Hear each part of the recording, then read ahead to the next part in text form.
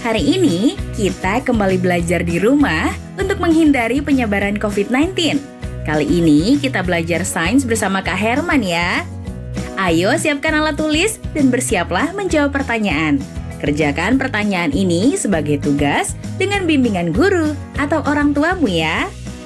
Sekarang mari kita simak pelajaran dari Kak Herman.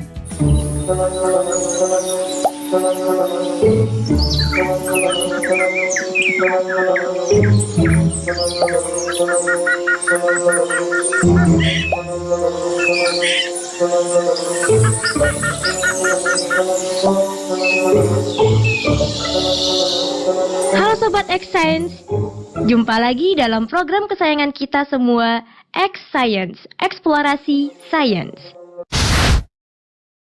Nah, hari ini teman-teman kita mendapatkan tugas dari sekolah untuk membuat prakarya rantai makanan. Tugasnya adalah menempatkan pilihan hewan-hewan ke dalam kotak-kotak agar menjadi susunan rantai makanan yang tepat.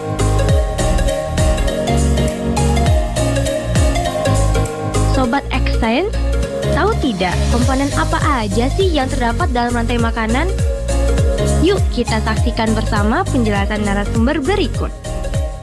Halo Sobat X Science, jumpa lagi bersama Kak Herman dalam program kesayangan kita, X Science, Eksplorasi Sains. Adik-adik, kakak yakin adik-adik di rumah sudah tak asing lagi dengan yang namanya rantai makanan kan? Apa sih rantai makanan itu? Rantai makanan adalah peristiwa perpindahan energi dari satu makhluk hidup ke makhluk hidup lainnya. Ada makhluk hidup yang berperan sebagai produsen, ada makhluk hidup yang berperan sebagai konsumen, dan ada pula makhluk hidup yang berperan sebagai pengurai. Jadi, dengan kata lain, rantai makanan adalah proses transfer energi. Kita kasih contoh ya. Padi dimakan oleh tikus. Tikus dimakan oleh ular. Ular dimakan oleh elang. Elang mati nanti akan diuraikan. Nah, dari beberapa rantai makanan itu berkumpul membentuk suatu jaring-jaring makanan. Bagaimana? Sudah paham kan adik-adik? Saatnya kita bernalar. Yuk, mari kita bernalar ya. Jumlah organisme A, B, C, D, dan E yang membentuk rantai makanan di suatu komunitas ditunjukkan oleh grafik berikut.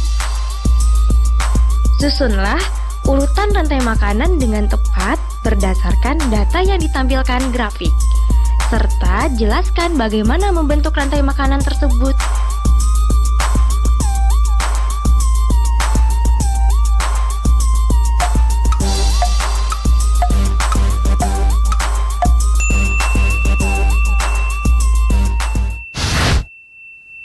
Sobat X Science, bagaimana? Bisakah kalian menjawabnya? Mari kita coba untuk menjawab pertanyaan tadi ya. Dalam keadaan seimbang, jumlah produsen tentunya harus paling banyak dibandingkan dengan yang lainnya. Kemudian diikuti oleh konsumen tingkat 1, konsumen tingkat 2, konsumen tingkat 3, dan seterusnya. Sehingga untuk menjawab pertanyaan tadi, urutan yang tepat untuk membentuk suatu rantai makanan adalah B, A, D, E, kemudian C. Jadi adik-adik sudah mengerti kan dengan apa yang namanya rantai makanan? Mari kita ulang kembali. Apa sih rantai makanan itu? Rantai makanan adalah peristiwa transfer energi dari satu makhluk hidup ke makhluk hidup lainnya dengan urutan tertentu. Dalam rantai makanan, ada makhluk hidup yang berperan sebagai produsen, ada pula yang berperan sebagai konsumen, dan ada yang berperan sebagai pengurai. Dengan demikian, rantai makanan sangat berpengaruh terhadap tatanan susunan makhluk hidup dalam suatu ekosistem. Nah, adik-adik, sekarang waktunya mencatat pertanyaan. Pertanyaannya adalah, apa pengaruh rantai makanan terhadap tatanan susunan makhluk hidup dalam suatu ekosistem? Dicatat ya. Apa pengaruh rantai makanan terhadap tatanan susunan makhluk hidup dalam suatu ekosistem? Jawablah pertanyaan ini sebagai tugas dan kerjakan dengan bimbingan guru atau orang tuamu.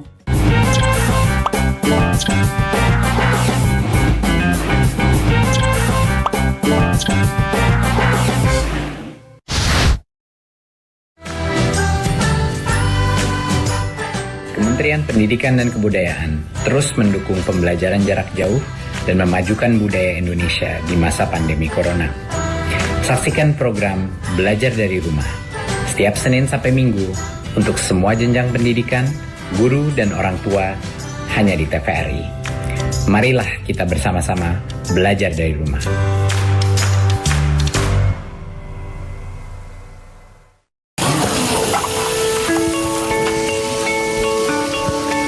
Perilaku hidup bersih dan sehat merupakan cara paling efektif untuk mencegah penularan virus corona. 1. Mari mencuci tangan menggunakan sabun selama 60 detik dengan air mengalir. 2. Tingkatkan daya tahan tubuh dengan istirahat cukup dan rajin berolahraga. 3. Konsumsi makanan bergizi seimbang yang dimasak sempurna dan minum air putih 8 gelas per hari. 4. Gunakanlah masker atau tutup mulut dengan lengan jika batuk atau bersin. 5. Jika ada gejala seperti demam dan sesak napas, segera kunjungi pelayanan kesehatan terdekat. Jadi, tetap tenang dan selalu waspada. Mari kita maksimalkan upaya pencegahan virus corona dengan menerapkan perilaku hidup bersih dan sehat.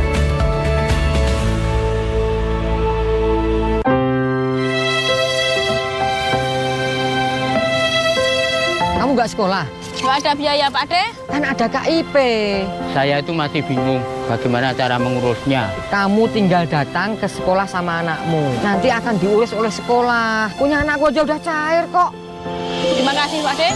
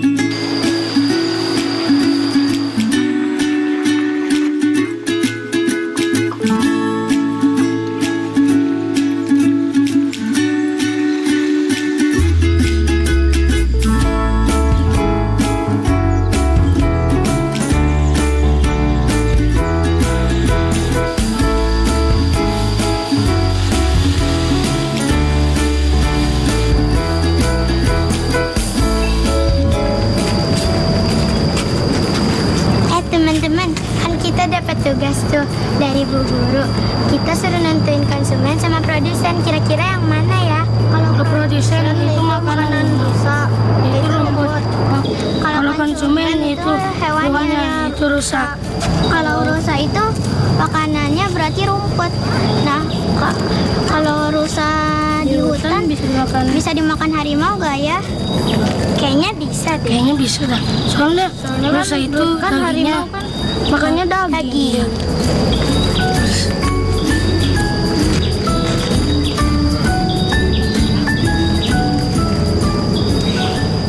Halo Sobat X Science, kembali bersama Kak Herman dalam program kesayangan kita, X Science, Eksplorasi Sains. Adik-adik, kalian pasti penasaran kan bagaimana hubungan interaksi yang terjadi dalam jaring-jaring makanan? Yuk mari kita simak penjelasan berikut. Yang pertama adalah produsen. Produsen adalah makhluk hidup yang dapat membuat makanannya sendiri dengan bantuan sinar matahari.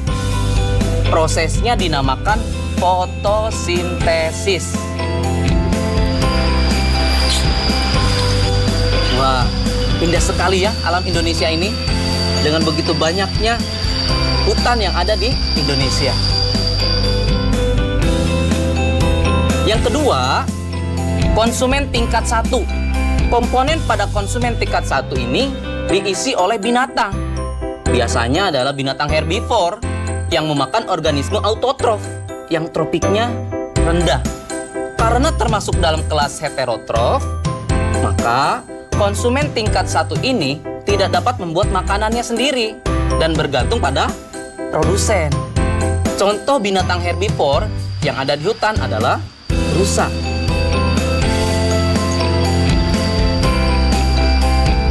Yang ketiga, konsumen tingkat 2 atau tingkat berikutnya, yaitu adalah organisme yang menduduki tingkat tropik ketiga, disebut sebagai konsumen sekunder.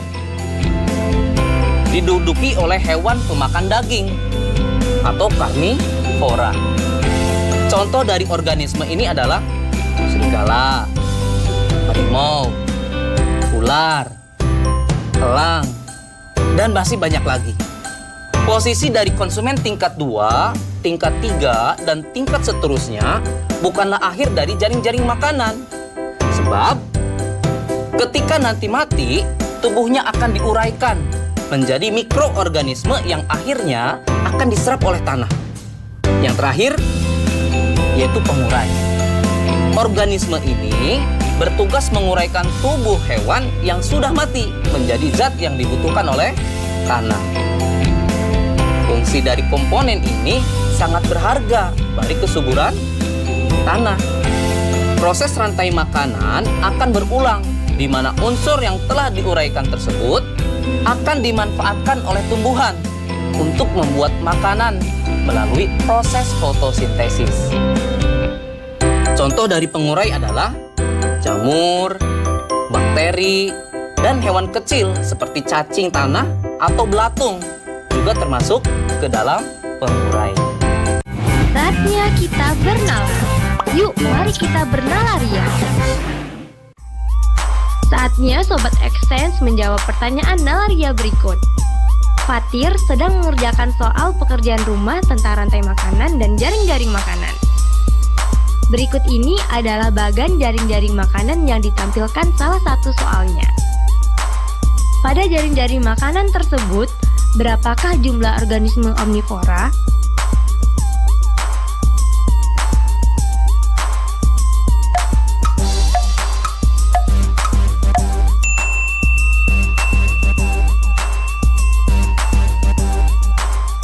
Mari kita simak penjelasannya. Jika dimulai dari produsen F, maka jumlah omnivora adalah 2, yaitu H dan L. Karena H memakan F dan G, L memakan F, H, dan M. Jadi, adik-adik sudah mengerti kan dengan jaring-jaring makanan? Sehingga, apa perbedaan antara rantai makanan dengan jaring-jaring makanan ya? Perbedaannya adalah rantai makanan merupakan bagian dari jaring-jaring makanan, sehingga jaring-jaring makanan akan menimbulkan banyak sekali rantai makanan yang terhubung satu sama lain. Jika skemanya digambar, jaring-jaring makanan akan berbentuk seperti jaring laba-laba.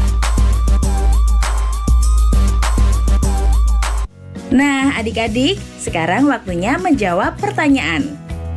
Pertanyaannya adalah, apa perbedaan antara rantai makanan dengan jaring-jaring makanan? Dicatat ya. Apa perbedaan antara rantai makanan dengan jaring-jaring makanan? Jawablah pertanyaan ini sebagai tugas dan kerjakan dengan bimbingan guru atau orang tuamu.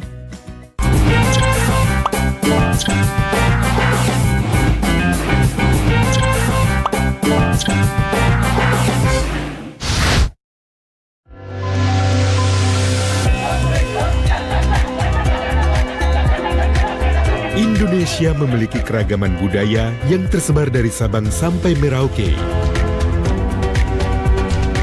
Temukan keragaman budaya Nusantara di Ragam Indonesia setiap Sabtu dan Minggu pukul 10.30 waktu Indonesia Barat. Dipersembahkan oleh pemerintah mengimbau masyarakat dapat bertahan di rumah saja. Ini yang membuat saya rindu akan mereka. Walau berjauhan, jarak bukan alasan. untuk berhenti mendapatkan pendidikan. Ini adalah tanggung jawab kita bersama. Untuk masa depan anak-anak kita, anak-anak Indonesia.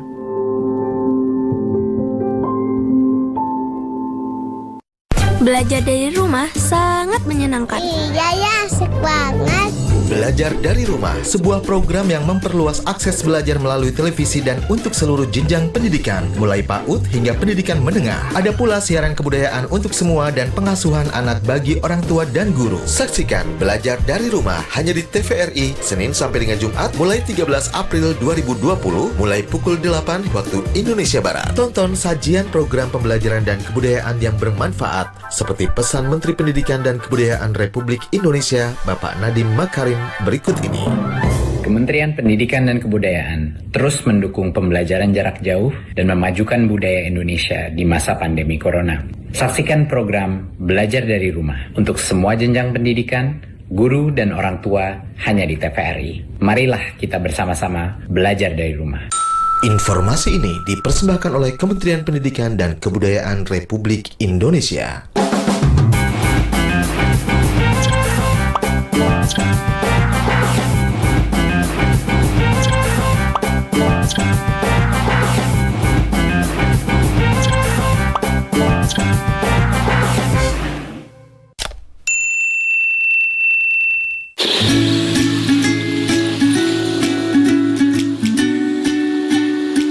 Halo Sobat X-Sense, kali ini kita akan belajar tentang ekosistem dan mengetahui bagaimana hubungan makhluk hidup di dalam ekosistem.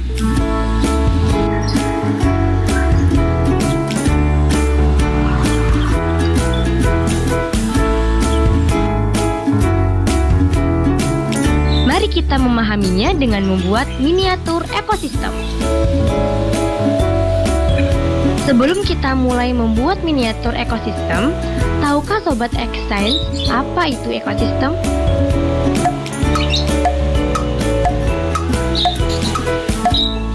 Baik, kakak akan jelaskan kepada Sobat di rumah.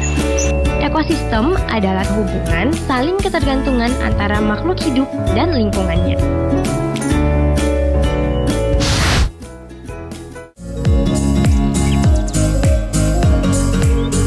Kita membutuhkan alat dan bahan sebagai berikut.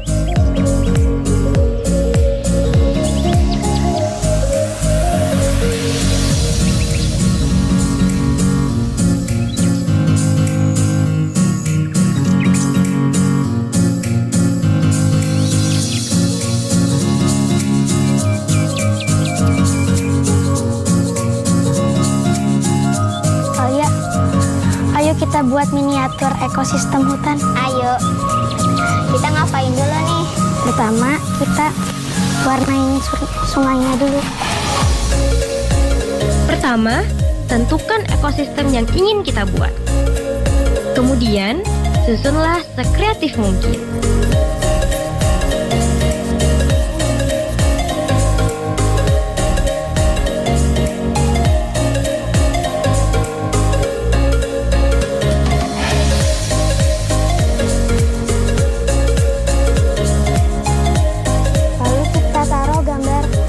Berikutnya, susunlah ornamen-ornamen miniatur hewan dan tumbuhan yang mendiami ekosistem tersebut. Adik-adik tunggu dulu. Sebelum kita masuk ke tahapan meletakkan ornamen hewan dan tumbuhannya, adik-adik harus tahu dulu nih, bagaimana hubungan interaksi makhluk hidup dalam suatu habitat yang mendiami suatu ekosistem. Pertama, hubungan mutualisme. Mutualisme adalah bentuk hubungan antar makhluk hidup yang saling menguntungkan satu sama lain. Contohnya adalah bunga dengan kupu-kupu. Mengapa sih bunga dan kupu-kupu disebut saling menguntungkan?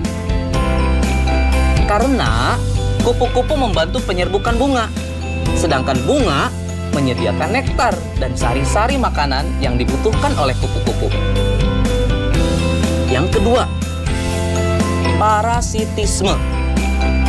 Apa itu parasitisme?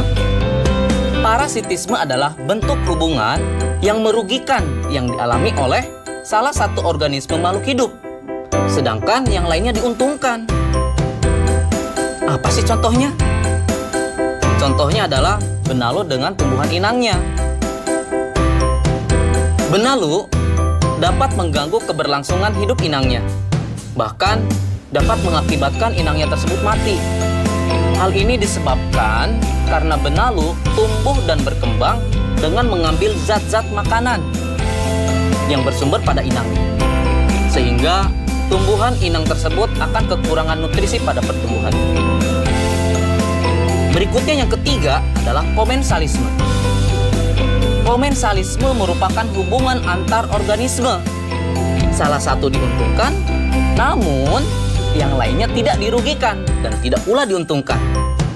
Contohnya, ikan ramora kecil yang menempel pada ikan hiu. Bagaimana sih hubungan antara ikan ramora kecil dan ikan hiu? Ikan ramora akan selalu mengikuti dan berlindung di bawah tubuh ikan hiu, sehingga ia akan mendapatkan keuntungan berupa perlindungan dan makanan yang berasal dari sisa-sisa makanan dari ikan hiu.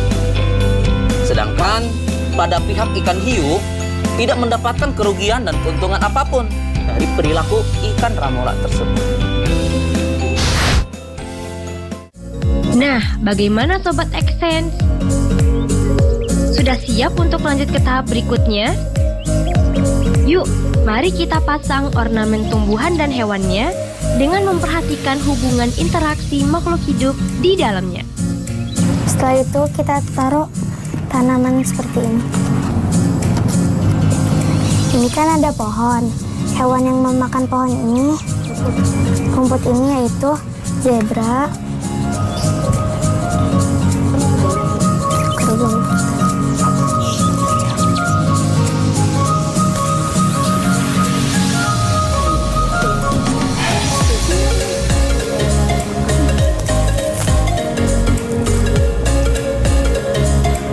Setelah itu kita taruh background hutan.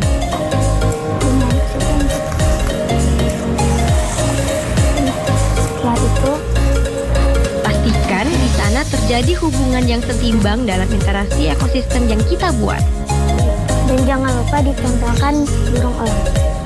Nah, di sini terlihat yang memakan rumput adalah zebra, kerbau hutan, dan kijang.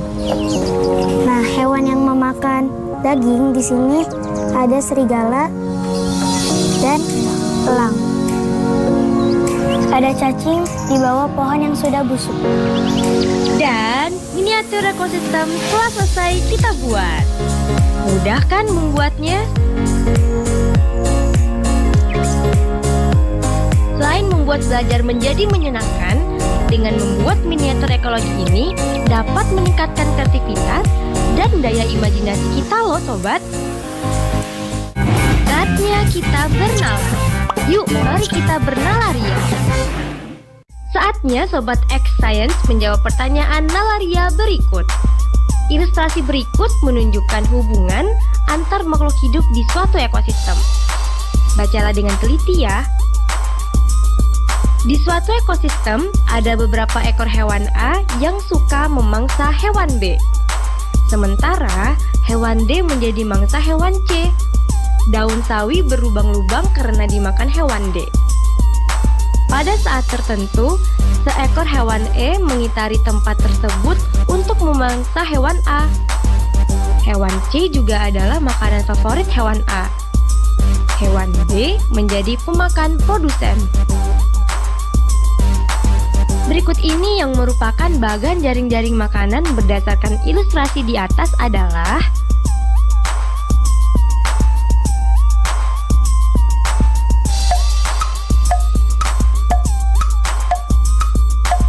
apakah sudah ada yang bisa menjawab?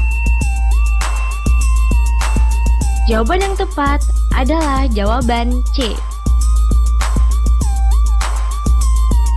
Karena soal ini perlu bernalar, maka kita harus mencari dahulu nih produsennya. Produsen di soal ini adalah daun sawi.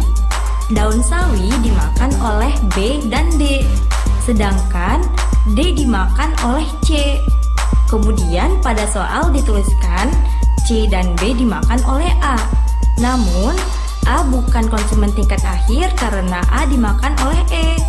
Dari penjelasan tersebut, kita dapat mencocokkan jawaban dengan pilihan yang sesuai, yaitu pilihan C. Dan dapat disimpulkan terbentuklah jaring-jaring makanan dengan dua rantai makanan pada ekosistem tersebut. Gimana, mudah bukan belajar sains? Sampai jumpa pada eksplorasi sains berikutnya.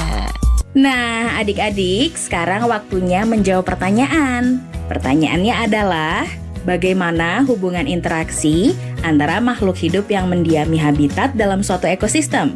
Dicatat ya, bagaimana hubungan interaksi antara makhluk hidup yang mendiami habitat dalam suatu ekosistem? Jawablah pertanyaan ini sebagai tugas dan kerjakan dengan bimbingan guru atau orang tuamu. Sekarang adik-adik belajar di rumah saja bersama Kak Herman hanya di TVRI. Adik-adik ingat ya, selalu rajin mencuci tangan dan menjaga kesehatan untuk mencegah penyebaran COVID-19. Sampai jumpa lagi.